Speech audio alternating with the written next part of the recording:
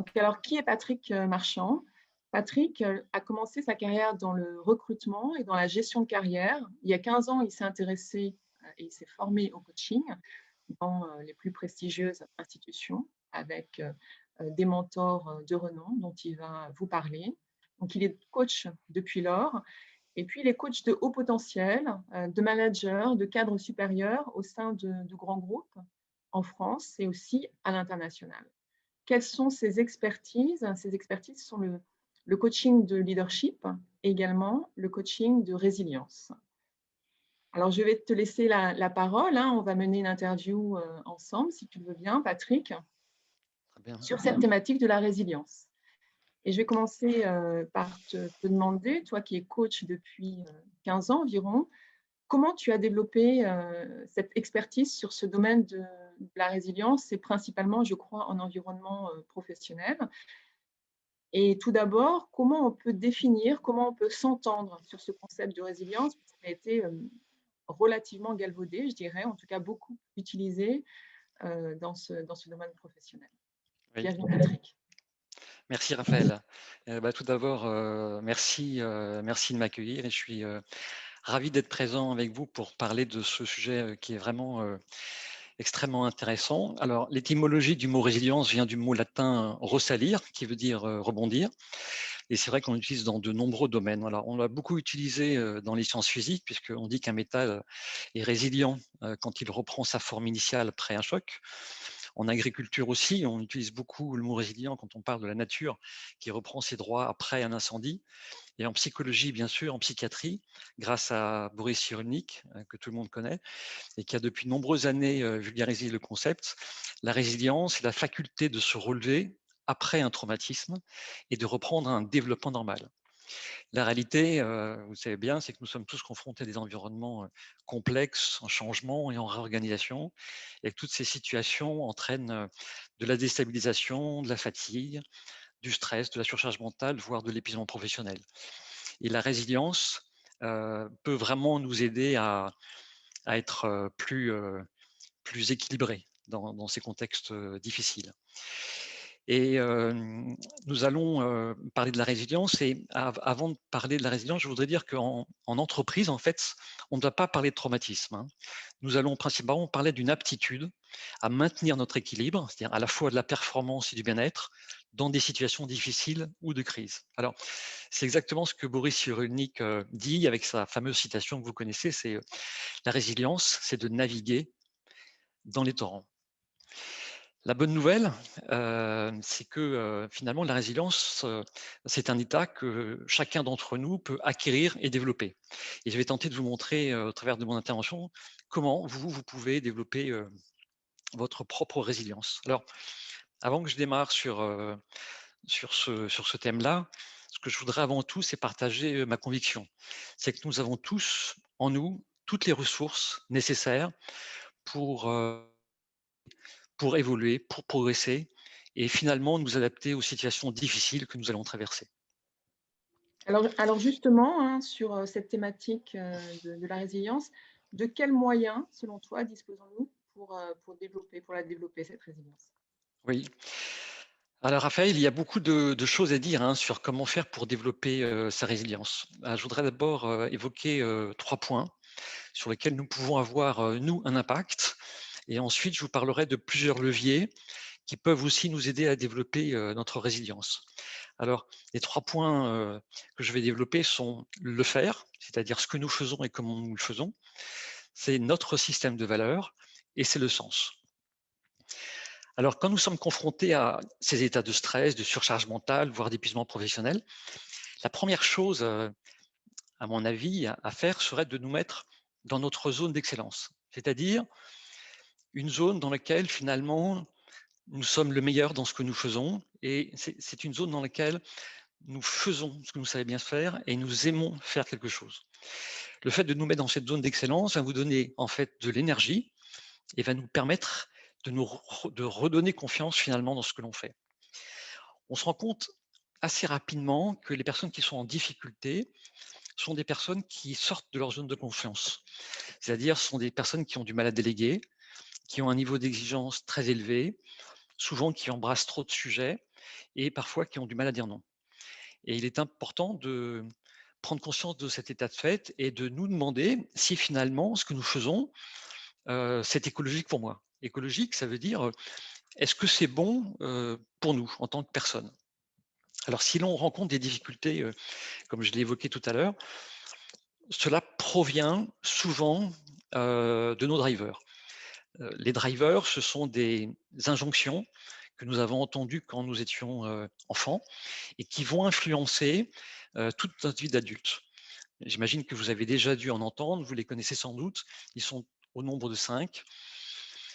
C'est: «Sois fort, sois parfait, dépêche-toi, fais plaisir, fais un effort».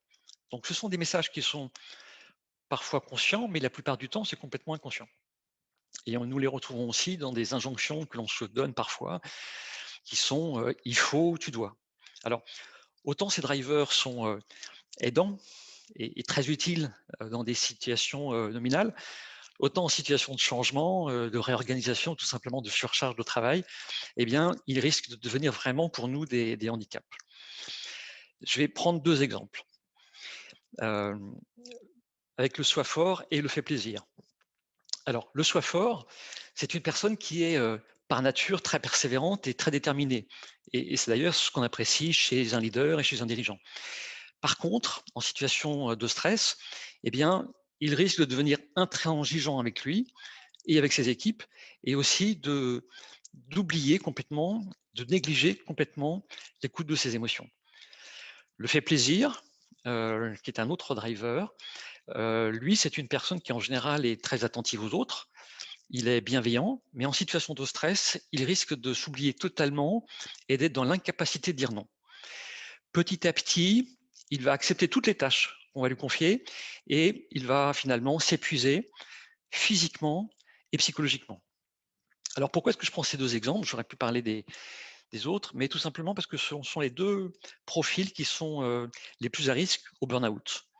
Le soi fort parce que, et ben, tout simplement, il fait partie, des personnes qui sont les plus engagées et donc qui ne ménagent pas leur effort et donc ils vont, finalement travailler, travailler, travailler jusqu'au bout et le fait plaisir parce qu'il fait partie des personnes qui, ont souvent moins confiance en eux.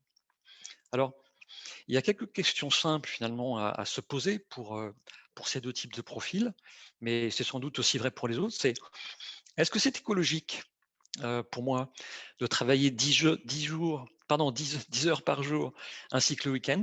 Mais ça vaut aussi pour, le soi parfait. Et est-ce que c'est écologique d'accepter toutes les missions que l'on me donne et que l'on me confie pour le fait plaisir? Sans doute pas.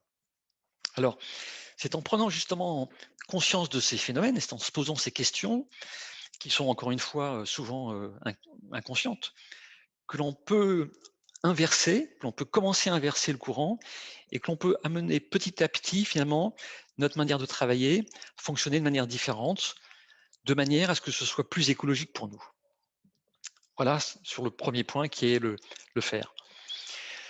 Second point, très important, c'est, nos valeurs et notre, système de valeurs. Alors notre, système de valeurs, c'est un petit peu comme notre colonne vertébrale.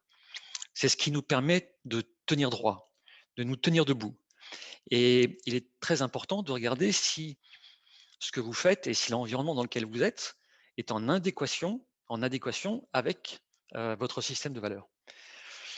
Par exemple, si vous avez une valeur partage ou une valeur transmission et que vous travaillez dans un environnement, individualiste, voire, égoïste, cela risque d'avoir un impact très négatif sur vous, à un moment ou un autre. Et donc il y a une chose qui est fondamentale à comprendre, c'est que votre système de valeurs doit être respecté et plus vous le respecterez et plus vous vous respecterez vous-même et plus vous vous respecterez vous-même et plus vous pourrez développer votre résilience. Voilà. Et donc le travail ici, en fait, il est relativement, assez simple, en tout cas quand on se fait accompagner, eh bien, c'est de reconnaître et d'identifier son système de valeurs. C'est-à-dire de savoir ce qui est important pour vous et d'arriver à le mettre en place. Et plus vous le respecterez, eh bien, plus vous allez ressentir des émotions positives comme la joie, la fierté et peut-être même un sentiment d'accomplissement ou de réalisation de vous-même. Par contre, moins vous respecterez votre système de valeurs et moins vous vous respecterez vous-même. Petit à petit, vous allez vous sous-estimer et bien évidemment, vous allez être de moins en moins résilient. Par exemple, pour éclaircir un petit peu ce que je dis, si vous avez par exemple une valeur courage, ce sont des valeurs qui sont assez fréquentes, et que lors d'une réunion, par peur de votre manager ou par peur de réaction, vous dites oui alors que vous pensez non. Vous risquez petit à petit, eh bien, de perdre confiance en vous et de perdre en estime de vous-même. Voilà. C'est pour ça qu'il est très important d'être au clair sur votre système de valeurs et de faire en sorte de s'y accorder. C'est-à-dire en fait d'être cohérent entre ce que vous êtes et ce que vous faites.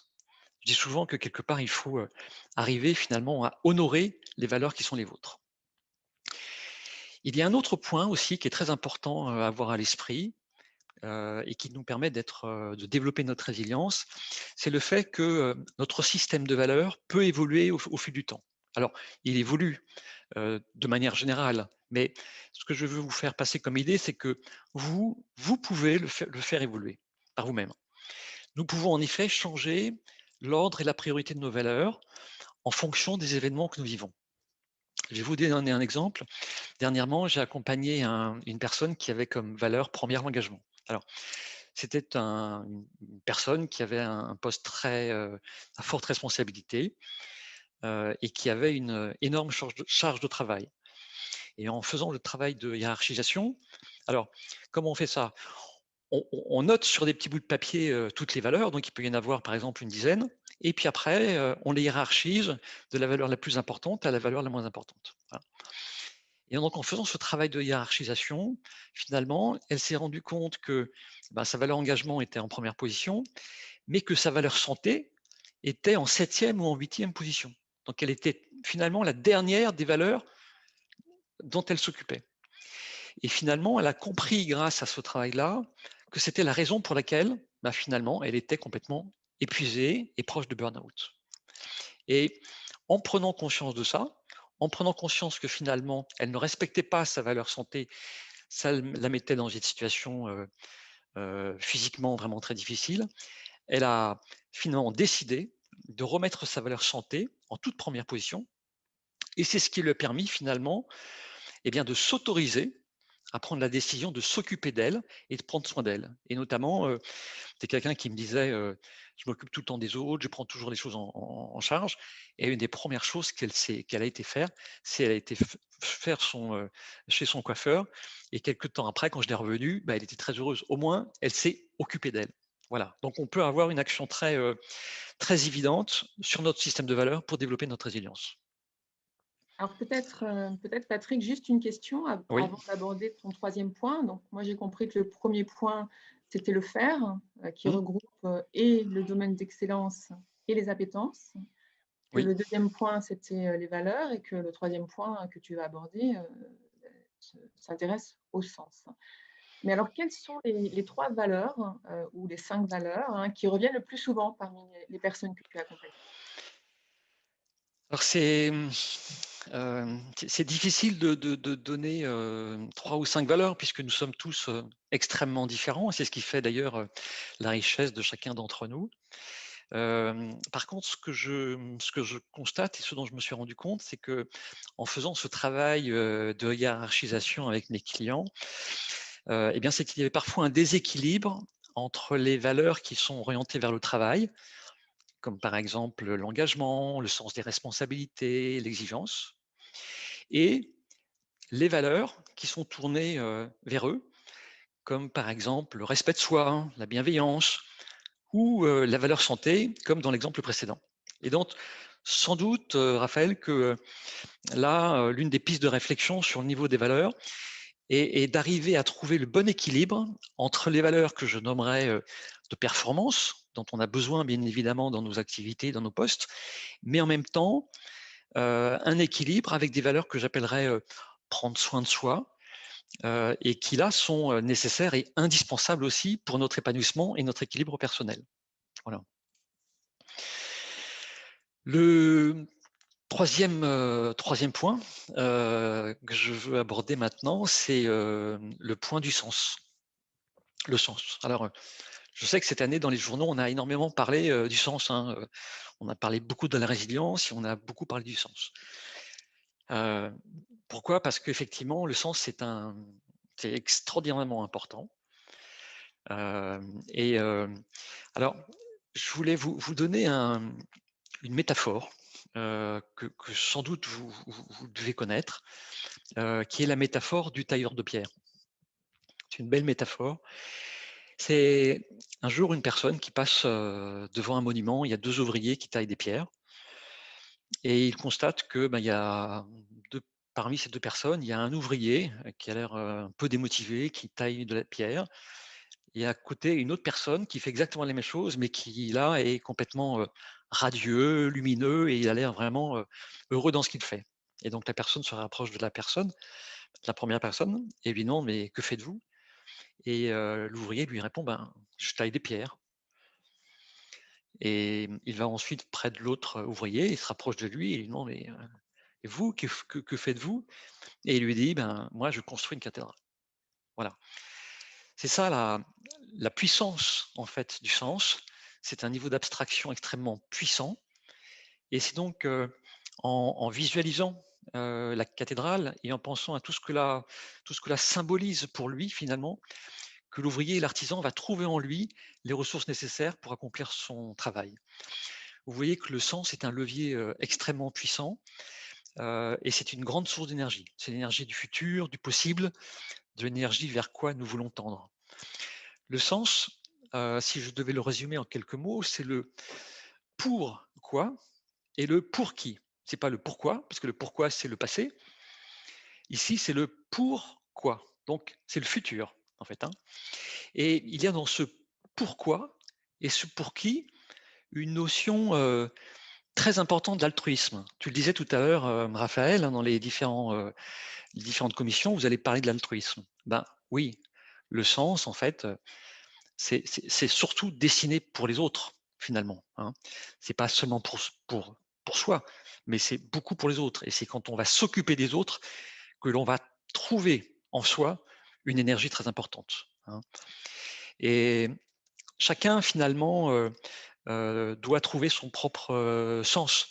Trouver le sens est essentiel pour chacun d'entre nous, hein, et c'est d'autant plus important aussi, dans les périodes qui sont, difficiles, bien évidemment.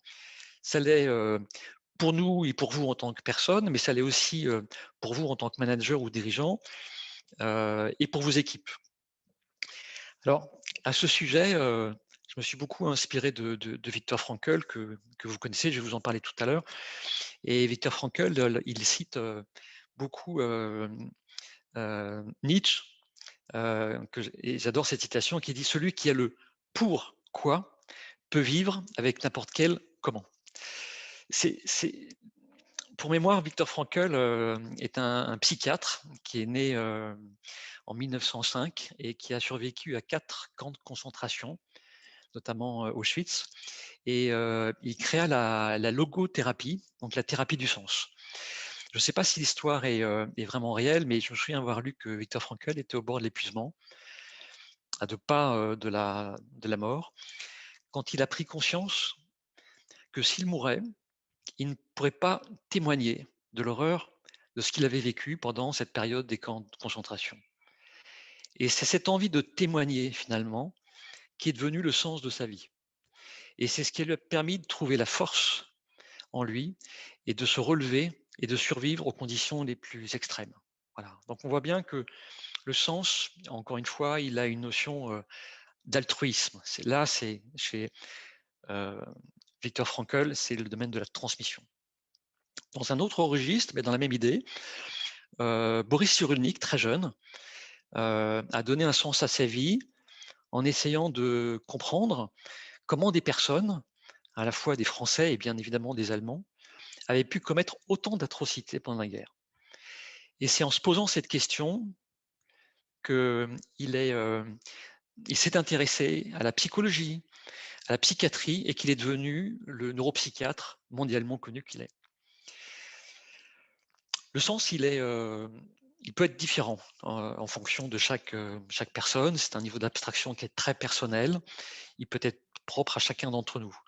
il peut être orienté sur notre famille, sur nos proches, sur notre équipe, sur notre entreprise, sur des niveaux encore plus larges qui sont par exemple l'écologie, la planète. Voilà.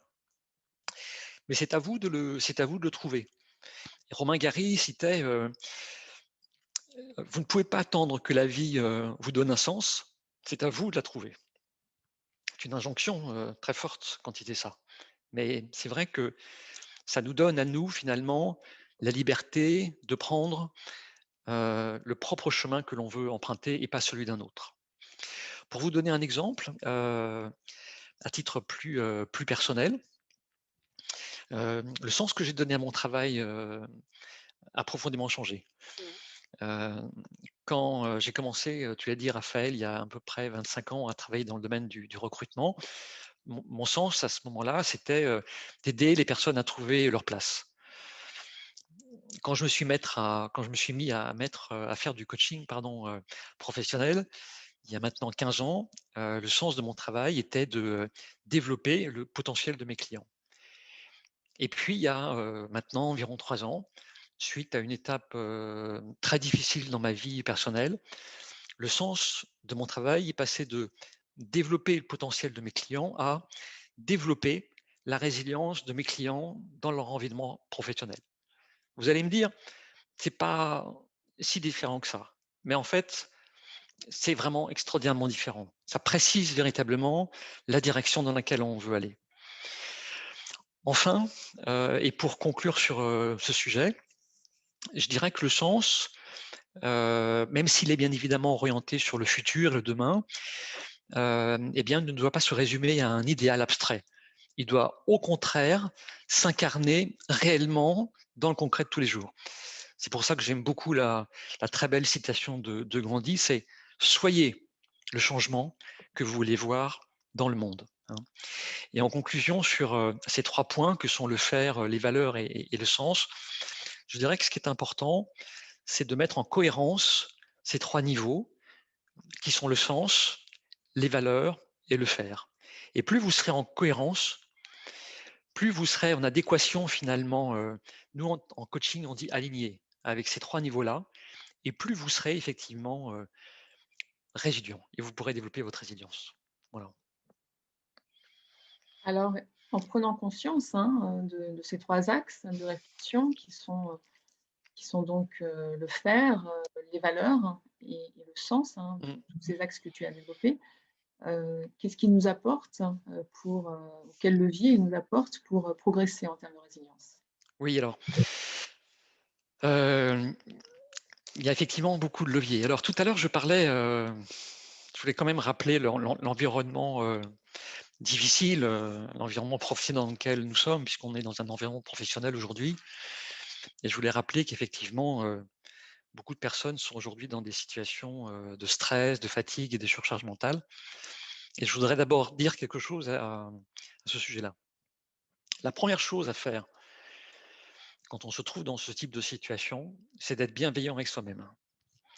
Bienveillant, ça veut dire, accepter, et reconnaître que l'on est fatigué, que l'on est épuisé, que l'on ne peut plus. Le pire serait de s'en vouloir et de se culpabiliser, et ce serait alors ce que j'appelle la double peine, c'est: j'ai mal et en plus je me fais du mal. Ensuite, accepter, je sais que c'est un terme qui n'est pas, extrêmement bien, compris, mais accepter, ce n'est pas renoncer. Accepter, c'est juste, au contraire, prendre un temps pour soi, constater un état particulier de fatigue, de stress, un moment momentané pour lequel on peut trouver une solution. Il y a autre chose aussi qu'il faut savoir, c'est que tant qu'on n'accepte pas, on ne change pas. Et si on n'accepte pas, on reste dans le déni. Et donc si on est dans le déni, on n'a aucune possibilité de changer quoi que ce soit dans notre situation. Donc c'est important, effectivement, d'accepter. Et dans ces moments de difficulté, il me paraît, nécessaire de s'occuper de soi, et je constate que c'est, parfois difficile, pour, un bon nombre, d'entre nous. Il y a une autre métaphore que j'aimerais bien vous livrer, c'est la métaphore du masque à oxygène. Elle est assez connue parce qu'on en parle souvent. Quand il y a une dépressurisation dans un avion et quand les masques à oxygène tombent, les mamans qui ont un enfant ont le réflexe de mettre le masque à oxygène sur le visage de leur enfant. Et c'est tout à fait naturel. Mais si vous voulez aider les autres, eh bien, il faut en premier lieu par s'occuper de soi. Parce que si vous ne pouvez plus respirer, si vous n'avez plus d'oxygène, eh ben, vous ne pourrez pas vous occuper de votre enfant. Voilà, donc il faut en premier lieu, commencer par s'occuper de soi. Alors, il y a plusieurs leviers sur lesquels nous pouvons effectivement agir. Le premier, il est évident, c'est la santé. C'est un point très important. Je vais aller assez rapidement dessus, mais c'est quand même essentiel. Je vous rappelle que l'OMS recommande qu'entre 18 et 64 ans, il faudra avoir au minimum 150 minutes d'activité sportive d'intensité modérée toutes les semaines pour se maintenir en bonne santé. Bon. Nous devrions aussi avoir un sommeil adapté entre 6 et 8 heures.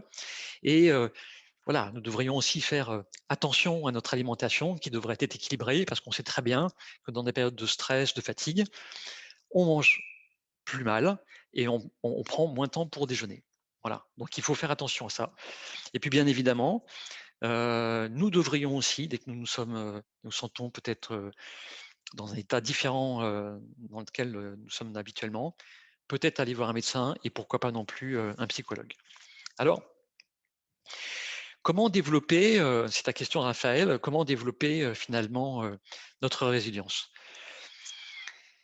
Il y a un point qui me paraît absolument essentiel, c'est voire capital, c'est le fait de se sentir entouré. Boris Cyrulnik, d'ailleurs, lui-même, quand il parlait du traumatisme et de l'après, il disait qu'il y avait 2 points qui étaient absolument essentiels. C'était 1, retrouver un nouveau sens à sa vie et 2, de se sentir entouré. Voilà. C'est d'autant plus important pour les personnes à responsabilité qui sont dans cette fameuse solitude du dirigeant, dans laquelle on peut se sentir isolé rapidement. On sait très bien, et les études le montrent, que quand il y a trop d'isolement, il y a un risque de rupture et un risque de rupture brutale. Et donc, cette dimension de la relation, elle est primordiale. Il est nécessaire de trouver un espace auprès de qui vous allez pouvoir entourer. J'ai trouvé dernièrement un article de Boris Cyrulnik que je vais vous lire. Et en plus, je trouve qu'il a écrit toujours merveilleusement. Et il dit la pire agression, c'est la carence affective. Et il nous dit téléphonez, parlez, faites des déclarations d'amour, car la vraie substance qui stimule le cerveau, c'est la relation affective. Et il termine par on peut agir sur une relation de manière à agir sur le cerveau. Le vrai tranquillisant du cerveau, c'est la relation affective. Voilà. Alors, pour nous qui sommes tous dans des situations difficiles, compliquées, de stress, il y a une question ou 2 questions à se poser, c'est quelles sont les personnes auprès de qui vous pouvez vous ressourcer et partager ce qui se passe pour vous? Et là, ce sont des personnes, vous allez trouver des personnes qui vont vous donner de l'énergie. Et l'autre question, c'est quelles sont les personnes que vous devez momentanément, dont vous devez momentanément vous éloigner. Voilà, parce que ce sont des personnes qui vous prennent de l'énergie. Alors, parfois, on n'a pas toujours la chance d'être entouré. Moi, j'en parlerai tout à l'heure, mais j'ai eu cette chance-là. Et il m'est arrivé aussi d'être tout seul. Et quand on est tout seul, eh bien, il peut être vraiment important de se faire aider par un mentor. Un mentor, pour moi, c'est quelqu'un qui est plus qu'une personne. C'est une sorte de guide qui nous inspire et qui est un exemple pour nous au travers des qualités et des valeurs qu'il représente pour nous. Et si le mentor, en fait, n'est pas là, comme le sont nos amis, notre famille, il n'est pas là à côté de nous, eh bien finalement, ce mentor peut être vraiment réellement dans nos pensées et il peut nous apporter le soutien dont nous avons besoin. Je vais vous livrer mon expérience personnelle qui est que, à une période particulière de ma vie, je me suis beaucoup inspiré de Nelson Mandela. C'est un mentor, je pense que beaucoup de personnes ont, heu, ont utilisé.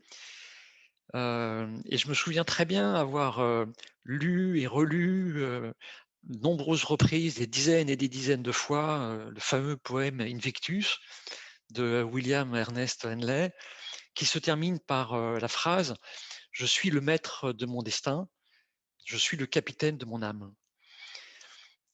Pour moi, ces phrases, elles ont été, extrêmement importantes, car elles m'ont, montré un exemple à suivre. Et je me suis dit, que si Nelson Mandela avait réussi en fait à tenir dans des conditions aussi extrêmes, son exemple me montrait que moi aussi, quelque part, je pourrais, à mon niveau bien sûr, sans doute y arriver. Et c'est ce qui s'est passé. Alors, quand je dis «je pourrais», là j'ouvre quelque chose, de très, très important aussi dont je n'ai pas parlé, auparavant, qui est, le niveau des croyances. On touche ici une dimension essentielle de notre mental, qui sont nos croyances personnelles. Vous savez, on en a plusieurs. Je veux parler des croyances aidantes. On en a 6. Je peux, je le vaux bien, je suis capable, je le mérite, ça vaut le coup. Et quand je dis effectivement je pourrais à mon avis je pourrais faire comme lui, eh bien, quand je dis ça, j'ouvre une brèche à toutes les croyances limitantes que nous avons tous en permanence, toutes ces croyances qui nous empêchent d'avancer, qui sont, «Je ne peux pas», «Je ne suis pas capable», «Je ne le vaux pas», «Je ne le mérite pas» ou «Ça vaut pas le coup». Vous savez, toutes les croyances, que nous avons dans notre tête dès qu'il y a un changement. Voilà. Et en activant ces, croyances positives, eh bien, on va pouvoir commencer à faire quelque chose que l'on n'avait pas fait et peut-être aussi, que l'on ne s'autorisait pas. Voilà. Je ne sais pas si vous vous souvenez, mais c'est assez fréquent quand un champion, qui détient un record, dépasse ce record, et bien derrière, quelques semaines après, il y a 2 ou 3 personnes qui eux aussi en fait dépassent ce record. C'est tout simplement parce que, ils se sont autorisés finalement à faire la même chose et ils ont développé la croyance que c'était possible. Et donc utiliser un mentor, c'est un c'est une manière extraordinairement puissante de se faire aider et de développer des croyances positives. Et à titre personnel, heu heu, son exemple de courage, moi, m'a donné la force nécessaire pour pouvoir affronter la situation dans laquelle je me trouvais. Et j'adore sa citation, que vous connaissez peut-être, hein, qui dit, «En faisant scintiller notre lumière, nous offrons aux autres la possibilité d'en faire autant». Voilà. Tu vois, Raphaël, ça c'est bien relié aussi par rapport à l'idée, d'altruisme dont tu parlais tout à l'heure. Voilà. Je vais essayer d'avancer pour pas être, trop long. J'espère que vous êtes, je vois tous regarder la caméra, donc je vois que vous êtes toujours encore, avec moi. Hem, Autre levier, nos émotions et nos pensées. Alors, Anne-Claire, Figuet parlera tout à l'heure, des émotions. Moi, je vais plutôt parler un petit peu des pensées. En ce qui concerne nos émotions, nos pensées, vous savez qu'on ne peut pas s'empêcher d'avoir des émotions comme, on ne peut pas s'empêcher, d'avoir des pensées. Et on compare souvent notre esprit à un chaudron, brûlant, en ébullition, et toutes ces bulles qui sortent de cette marmite sont des pensées. Et certaines de ces pensées nous emmènent soit dans le passé, et parfois malheureusement elles sont associées à des émotions de remords, de regrets, et puis d'autres pensées, elles nous emmènent, dans le futur avec leur lot, d'inquiétude ou de peur, de tout ce qu'on peut, imaginer. Voilà. Et c'est ce que nous appelons des ruminations ou, autrement dit, le bavardage des pensées. Alors, toutes ces ruminations, je dis rumination parce que c'est difficile à dire, c'est rumination, ou tout ce bavardage des pensées nous épuise, parce que finalement notre cerveau dépense beaucoup d'énergie à être dans le temps du futur ou dans le temps du passé, mais c'est-à-dire notre cerveau est dans des temps dans lesquels nous ne sommes pas physiquement. Et c'est pour ça que finalement, nous sommes épuisés et en plus des peurs, des émotions qui s'ajoutent à tout ça. Alors, tout le travail hein, pour éviter ça, ben, il consiste tout simplement à prendre conscience de ces ruminations ou de ce bavardage des pensées et de se concentrer tout de suite sur notre esprit et sur quelque chose de concret. Alors, par exemple, ce que je peux vous proposer tout simplement, puisque vous êtes ici en face de nous, c'est juste de prendre le temps de respirer par le nez et de prendre conscience des sensations que vous ressentez quand vous inspirez et de ressentir bien les sensations que vous ressentez à l'intérieur des fosses nasales. Et vous allez vous apercevoir que quand vous respirez et quand vous vous concentrez sur ces sensations de vos fosses nasales, vous ne pensez pas au futur, vous ne pensez pas au passé. Vous êtes vraiment dans le temps présent. Hein. C'est ce que Christophe André appelle l'ici et le maintenant. Pour mémoire, Christophe André, c'est l'un des chefs de file des thérapies comportementales et cognitives en France. Il a été l'un des premiers à introduire l'usage de la méditation de pleine conscience en psychothérapie. Voilà. Donc, l'importance de la respiration est primordiale. Et lui, d'ailleurs, il conseille aux personnes de faire pendant la journée 3 pauses pendant lesquelles vous allez juste penser à réfléchir, à penser. Enfin, c'est pas à réfléchir, à penser, pardon, c'est à respirer. 3 pauses de quelques minutes juste pour respirer et juste pour revenir dans l'instant présent. Voilà.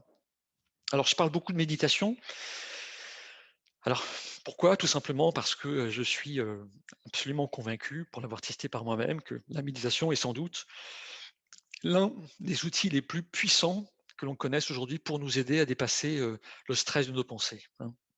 Et les techniques de respiration, la méditation de pleine conscience nous permettent encore une fois d'ancrer notre esprit et d'être dans l'instant présent. Et c'est ce que l'on appelle finalement l'ici et le maintenant. Voilà. Et c'est grâce à cela que l'on va pouvoir trouver le calme et la sérénité dans notre esprit. Voilà, Raphaël, ce que je voulais dire sur les approches que nous utilisons au sein d'Actantia Exécutif pour développer la résilience de nos clients en entreprise. Voilà.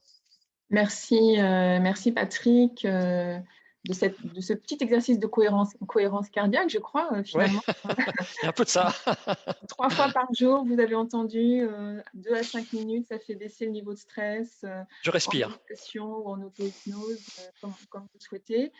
Merci de ce témoignage qui est passionnant. Je pense qu'on peut donner, si vous avez des questions, hein, on peut donner l'audience enfin, la parole à l'audience. Vous posez vos questions dans le chat ou ouvrez votre micro. Le temps que vous lanciez vos questions, moi j'avais une première question sur ce qui t'a fait développer ces techniques. Finalement, Mmh, est-ce que c'est professionnel, personnel? D'où vient oui. cette approche pour toi? Mmh, d'accord. Alors, effectivement, Raphaël, tu sais, ça fait maintenant un peu plus de 20 ans que je travaille sur les sujets du leadership, du potentiel et de la résilience. Et j'ai construit un modèle de résilience sur la base de mon expérience personnelle de résilience. Et donc, cette expérience que j'ai vécue, je l'ai modélisée. En fait, pendant 8 ans, mon épouse a été malade d'une longue maladie et on est parti malheureusement à la suite de cette longue maladie. Et pendant ces 8 ans, eh bien, je me suis auto-coaché, en fait. C'est-à-dire que j'ai travaillé sur moi afin de pouvoir tenir le coup et de pouvoir bien évidemment rebondir suite au décès de mon épouse. Et donc, j'ai travaillé beaucoup sur moi et j'ai mis en place de nombreuses approches, des stratégies. Et tout ce dont je vous ai parlé, en fait, je me le suis appliqué à moi-même en me le mettant en place concrètement. Voilà. Et en parallèle de ce travail, eh bien, j'ai beaucoup approfondi ce sujet de la résilience avec les meilleurs spécialistes en la matière, que sont Boris Cyrulnik et Viktor Frankl, et des personnalités très connues comme Christophe André, et aussi beaucoup Carl Rogers, qui est un des psychologues les plus importants du XXe siècle et qui a beaucoup contribué à l'essor du coaching professionnel dans le monde. Voilà. Et, et j'ai construit ce modèle et je l'utilise aujourd'hui pour accompagner en coaching des cadres supérieurs et des dirigeants qui se trouvent dans des situations de stress, de surcharge mentale, d'épuisement professionnel, mais ça peut être aussi toute situation difficile ou de crise. Voilà. Merci, merci Patrick. Il y a une première question de Mylène. Oui. Mylène, souhaites-tu la poser? Ou souhaites-tu que je la pose pour toi? Oh, oui, je peux. J'avais désactivé mon micro et la vidéo, donc je remets tout. Non, c'était juste quand vous avez parlé de Nelson Mandela, vous parliez d'un mentor comme si c'était juste une figure à laquelle se référer, éventuellement un concept qui peut avoir donné. Alors pour moi, un mentor, c'était vraiment quelqu'un qui vous accompagnait, j'allais dire physiquement, c'est quelqu'un qu'on choisissait et qui va vous aider, plutôt que juste une figure connue. C'était juste une précision que je voulais avoir sur le rôle du mentor exactement. Le mentor, c'est un terme de coaching en fait que l'on utilise. C'est un terme de coaching, voilà. Mais vous avez raison. Après, il y a le mentor que vous connaissez, qui est un expert, qui va vous aider. Si vous êtes directrice de la communication, ça va être un ancien directrice de la communication, voilà. Mais nous, en coaching, on utilise le mot mentor comme une figure qui nous inspire et qui reflète pour nous les valeurs effectivement que l'on souhaite développer. Ça peut être n'importe quelle personne, ça peut être la personne que vous choisissez et qui est importante pour vous. Voilà, vous allez chercher au travers de cette personne des éléments dont vous avez besoin. Voilà. Est-ce que ça répond à votre question? Oui, oui, tout à fait. Donc en fait, c'est vous qui vous la choisissez, donc c'est une personne. Absolument. Vous êtes propre, défini tout seul, quoi. Absolument. Chacun s'entoure des mentors. Dernièrement, j'ai coaché un directeur et lui qui faisait du bateau, son mentor, c'était Eric Tabarly. Voilà. Et il lui reconnaissait des capacités d'endurance, de ténacité. Voilà. Et donc, quelque part, en ayant ces mentors en référence, finalement, petit à petit, vous vous associez finalement aux qualités ou aux valeurs qui sont les siennes. Oui, c'est un modèle en quelque sorte. Comment? C'est un modèle en quelque sorte. Exactement. Exactement un modèle. Exactement. C'est un modèle. Merci Mylène. Il y a une autre question de Valérie Mérion. Je ne sais pas si tu es encore avec nous, si tu souhaites poser ta question. Donc la question de Valérie. Oui, je mets le micro. Bonjour. Bonjour. Oui, ma question était la suivante. Après une crise ou un trauma, on est souvent au plus bas. Et il s'avère que on peut soudainement, les énergies peuvent être révélatrices de changements positifs, des énergies insoupçonnées et insoupçonnables. Et la découverte du moi peut devenir presque le meilleur ami et le meilleur soutien pour se relever de ce trauma. Est-ce que c'est un leurre ou pour vous c'est véritablement générateur aussi dans certains cas d'énergie et de résilience? Alors, je ne sais pas très bien ce qu'il y a derrière la notion du moi, mais ce que je veux vous dire, c'est qu'effectivement, il y a un moment où, et ça a été mon cas, je me suis posé la question de qu'est-ce que je fais? Et j'ai trouvé en moi l'énergie, effectivement, de rebondir, de me relever. Et effectivement, je vais dire, on est obligé de se reconnecter en fait à nos valeurs les plus intimes, notre personnalité la plus intime et nos qualités les plus fortes. Donc on va utiliser effectivement le meilleur de nous-mêmes pour se relever. Parce qu'en fait, c'est la vie ou la mort en fait, hein. Vous avez 2 options finalement, hein. Quand vous avez vécu un vrai traumatisme, c'est l'un ou l'autre. Et donc c'est vrai que vous vous reconnectez à ce que vous pouvez appeler le moi, pour effectivement rebondir. Et on parle souvent de néo-développement. C'est-à-dire que souvent après ces phases de traumatisme, on découvre un développement nouveau. Tout simplement, et ça a été un peu mon cas, je dois le dire, tout simplement parce qu'on on retrouve un sens ce qui a été mon cas, alors que j'en avais un, mais qui était plus tout à fait adapté. On s'appuie sur des valeurs et on s'appuie aussi sur ce qu'on fait. Et donc, finalement, on retrouve un alignement beaucoup plus pertinent que ce qu'il était auparavant.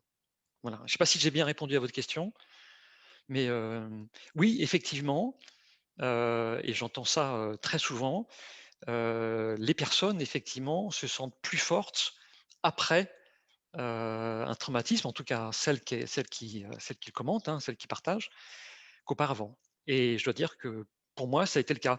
Très honnêtement, c'était une surprise. Hein. Très honnêtement, c'était une surprise et je ne m'attendais pas, personnellement, à pouvoir rebondir de la sorte. C'est pour ça que j'ai après écrit un livre, mais on va en parler. Merci Valérie de ta question et tu sais de quoi tu parles. Pierre-Marie, tu avais une question, je crois. Est-ce que tu souhaites la poser? Vous m'entendez? Oui, très bien. Oui, merci beaucoup pour votre présentation, c'est passionnant. Merci. J'étais suspendu à vos lèvres. Donc, merci. Et j'aime bien le rapport au système de valeurs et le sens. Et la question que je me pose, parce que je l'ai rencontrée dans ma vie d'accompagnement des autres, c'est justement cette incohérence par rapport à ces valeurs profondes et le monde du travail dans lequel on est, soit parce qu'on est dans un environnement d'un mauvais management pour pouvoir aller jusqu'à du harcèlement, soit parce que les notions de bienveillance et de respect de la personne humaine au travail ne sont pas là. Et donc, on peut avoir fait identifier qu'il y a un vrai sujet de désaccord par rapport au système de valeurs. Très bien, on peut avoir fait cette analyse, mais le monde du travail dans lequel nous vivons fait que tout le monde n'a pas toujours la possibilité de changer de job facilement pour se protéger.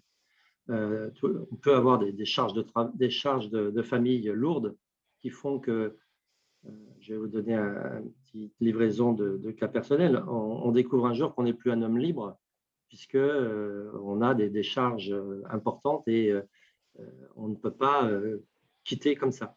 Et donc, ma question, elle est simple, c'est qu'une fois qu'on a fait le constat et qu'on essaie de se mettre en accord avec son système de valeurs, dans tout endroit, soit on voit les choses négativement, soit on finit par trouver, même dans l'endroit où on peut souffrir, des points positifs pour durer, pour trouver le temps de changer, puisque ça ne se fait pas comme ça, surtout dans le monde dans lequel nous vivons. Même si on a pris la décision de changer, on ne trouve pas un nouveau job aussi facilement. Oui, absolument, absolument, vous avez raison. Et là, peut-être, il faut effectivement essayer de voir l'aspect positif des choses en attendant des jours meilleurs, effectivement. Et ne pas rester seul, par exemple, et trouver autour de soi d'autres personnes, voilà. Ne pas être seul face à la difficulté. Voilà, je pense que c'est vraiment le point le plus essentiel. Vraiment, dans tout ça, c'est on a besoin d'être entouré, on a besoin de partager, on a besoin de se confier, et c'est grâce aux autres, finalement, que l'on va pouvoir se relever des situations difficiles dans lesquelles on se trouve. C'est pour ça que j'insistais beaucoup tout à l'heure sur le fait d'aller voir un médecin, d'aller voir un psychologue, parce qu'il y a un moment où effectivement on a besoin de parler. Et vous savez très bien qu'on ne peut pas changer notre système mental tout seul. Hein. C'est Einstein qui disait il faut qu'il y ait quelqu'un d'autre qui nous aide à le faire bouger. Hein. Et donc, on a besoin de l'autre et il est essentiel. Voilà, merci pour votre remarque. Merci. Je vous propose de poser une dernière question à Patrick avant de donner la parole à Anne-Claire. On va parler de ton livre, Patrick. Peut-être que tu peux nous en parler. On a un visuel, d'ailleurs. C'est un livre sur la résilience qui sort très bientôt. Je crois que c'est fin avril. Fin avril, début mai. Bah, écoute, merci. Je suis à la fois très touché et puis très ému parce que oui, c'est un livre que j'ai écrit sur mon parcours personnel de résilience pendant le premier confinement. Donc, c'est un livre extraordinairement intime, personnel, dans lequel je livre, je suis le plus authentique possible sur les différentes étapes de mon parcours de résilience. Et j'ai senti effectivement le besoin d'écrire tout ce que j'avais vécu pour ne rien oublier, à la fois le meilleur et le pire, et aussi pour avoir en mémoire toutes les étapes par lesquelles je suis passé. Et c'est ce livre qui m'a permis, à la suite de ce que j'ai écrit, effectivement, de modéliser mon expérience. Mais ce que je voulais avant tout, en fait, c'était partager, témoigner de mon parcours. Je ne sais pas qui est-ce qui disait toute expérience humaine qui n'est pas réellement partagée n'a pas de valeur. Pour moi, c'était important de transmettre ce message à travers ce livre parce que honnêtement, je ne pensais pas pouvoir me relever de la situation que j'avais vécue. Et pour moi, écrire ce livre, c'était montrer à toute personne que finalement, eh bien, nous avons tous en nous des ressources très importantes que nous pouvons même mettre en œuvre quand nous en avons plus besoin. Voilà, donc c'est un livre qui se veut vraiment un livre d'espoir, et extrêmement optimiste en fait sur notre nature humaine et sur notre capacité à rebondir des situations difficiles. Voilà. Et il va sortir, comme tu l'as dit, effectivement, Raphaël, fin avril, début mai. Et son titre, je l'aime bien en fait, hein, c'est celui que j'ai choisi dans cette nuit noire, je te Il est montrerai mon sympa. soleil. Voilà. Merci Patrick, un grand merci, Voilà. bravo. Merci infiniment.